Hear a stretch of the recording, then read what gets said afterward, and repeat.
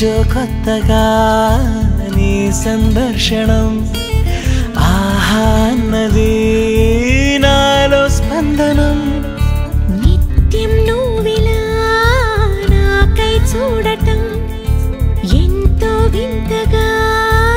ఉంది అనుభవం నడివేసవిలో మరిగిస్తూనే మురిపిస్తోందే నీ చల్లదనం ఎదమంటంతా దాచేస్తూ వెన్నెలైంది ప్రేమ గుణం నీకై వేచి నిట్టూరుపులే తూరుపు కానీ